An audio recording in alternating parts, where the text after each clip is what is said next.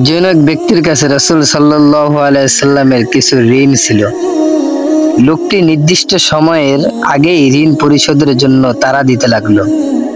সে মদিনার এক রাস্তায় রাসূল সাল্লাল্লাহু আলাইহি সাল্লামের মুখোমুখি হয়ে বলল, তোমরা আব্দুল মুত্তালিবের বংশধরেরা সময় মতো ঋণ পরিশোধ করো না। হযরত ওমর রাদিয়াল্লাহু তাআলা আনহু এই আচরণ দেখে রেগে গিয়ে বললেন, ইয়া রাসূলুল্লাহ, আপনি অনুমতি দিন ওই ব্যক্তির গর্দান কেটে ফেলি।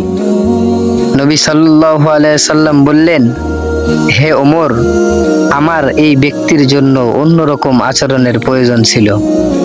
তুমি বরং ওকে উত্তম পন্থায় ঋণ ফেরত চাইতে বলো আর আমাকে উত্তম পন্থায় ঋণ পরিশোধ করতে বলো। অতঃপর তিনি ওই ব্যক্তির দিকে ফিরে বললেন, তুমি কালকেই তোমার দেওয়া ঋণ ফেরত পাবে। এদিকে নবী সাল্লাল্লাহু আলাইহি সাল্লামের এই ব্যবহার দেখে ওই ব্যক্তি মনে ভাবান্তর দেখা দিল। এইদিকে নবী সাল্লাল্লাহু আলাইহি সাল্লামের ব্যবহার দেখে ওই ব্যক্তির মনে অন্যরকম একটা ভাব দেখা দিল। সে এসে বলল, আমি আসলে আপনার প্রতিক্রিয়া দেখতে চেয়েছিলাম। তাওরাতে শেষ নবী ও এইরকম আলামতেই লেখা আছে। আমি সাক্ষ্য দিচ্ছি যে আপনি সেই রসূল।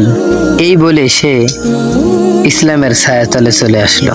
এই গল্প থেকে এটা শিক্ষা পাওয়া যায় যে সচ্ছল ব্যক্তির পক্ষ থেকে কোনো অসচ্ছল ব্যক্তিকে ঋণ দেওয়া খুবই সওয়াবের কাজ, আর সময় মতো ঋণ পরিশোধে অক্ষম হলে তাকে সময় বাড়িয়ে দেওয়া আরো মহৎ কাজ।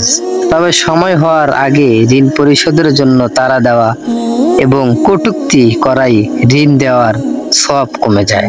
কারো আচরণে সহসা উত্তেজিত হওয়া উচিত নয়।